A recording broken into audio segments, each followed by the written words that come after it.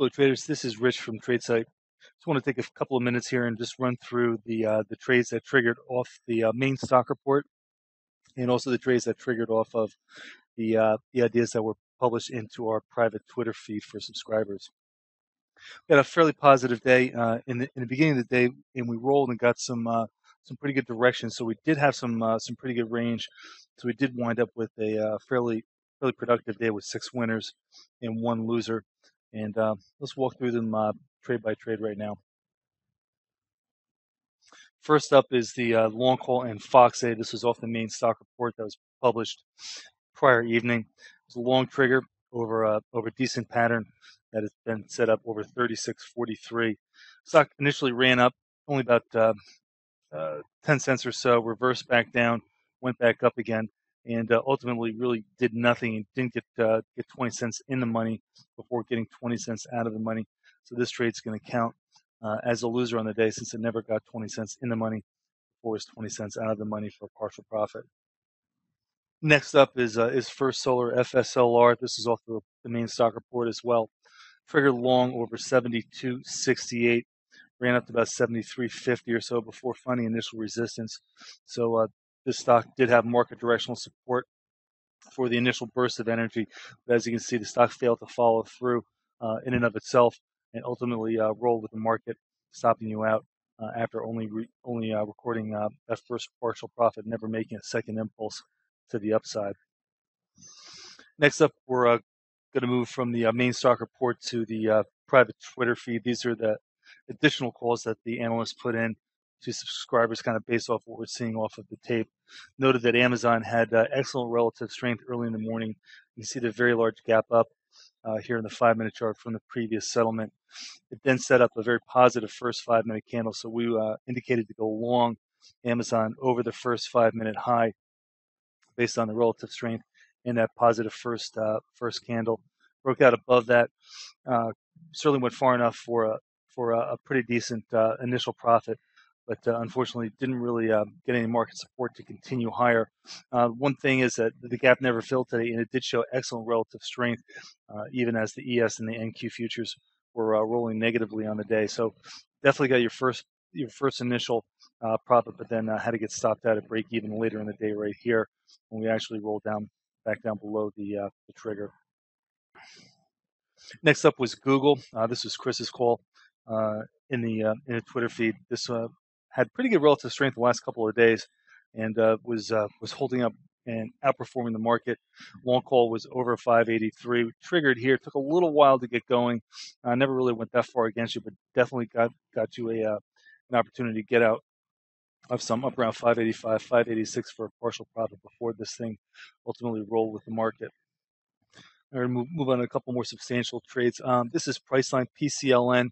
Priceline had been relatively weak. We actually traded short yesterday on a scalp basis, and today gapped up, but really didn't gap up that much with the market, especially being as volatile as this particular instrument is. Put up a bearish first 5-minute candle. So while the market was advancing in the first 5 minutes, Priceline was actually coming in. So what we did was we shorted it under 1240.23. That was under the first 5-minute low. Broke down below that, filled the gap, as you can see, but the reaction after the gap fill was not very strong. You can see that it didn't even really recoil and bounce after filling the gap. Continued lower throughout the session. Then as we picked up market directional support to the downside for this trade, they just kept flushing this lower and kept going through bids, ultimately going not quite 25 points in the money off of the long trigger, off of the short trigger, just today. Nice looking setup on the daily. You should definitely check that out. Yesterday it penetrated the 50-period moving average to the downside, and today it's starting to follow through and put some distance below that. So the next target is going to be that 200-period moving average, which we actually tagged today around 217. So keep an eye on that. Might be a little bit of a sticky area for it, and that's definitely going to be the first area of support. Next trade up was ISNS, which is something I was following the last couple of days. Previous day, it had a pretty nasty distribution day where it was up substantially on the day, but closed near the lows. So that just kind of brought my attention to the fact that a lot of stock may have been accumulated that particular session yesterday and be sitting in weak hands. So what I was looking to do was to short this under the first 5-minute or the 15-minute range. It actually worked out that they were both the same today. Little trick here. Take a look at the first 3 bars today. Here's one, this little narrow real body candle, followed by this candle, and then another bearish candle here. So the first 3 bars in the 5-minute chart, that's the opening 15-minute range. A little nuance here is that the stock took out the first 5-minute high to the upside. You can see that was rejected by sellers, and then ultimately broke that to the downside. So that gives us a little bit more potential to the downside. So 767 was that 5-minute or the 15-minute low. That was a short trigger. It took a little while to get going. Initially swept through it, didn't release too much energy, but then just really started to work lower all day. First target was about 730. Next target was about 705, which is a substantial amount on a sub $10 stock. And this actually wound up working for more than $1 in the money by the time the market started to roll and support this to the downside. So realizing a full dollar if you could on a $7 stock is it's a significant move, and definitely was the trade of the day. Final trade was another one I called. This is the VXX, which is the ETF derivative of the VIX index. When this is dropping, that means the market is usually experiencing strength. We set up this little basing action here, so I wanted to short this under 27.53, just off of this chart, and assuming that the market was going to continue its upward momentum. Market actually started to roll to the downside, but the VXX kind of hung in there pretty well, kind of really not wanting to roll itself and get on board with the market.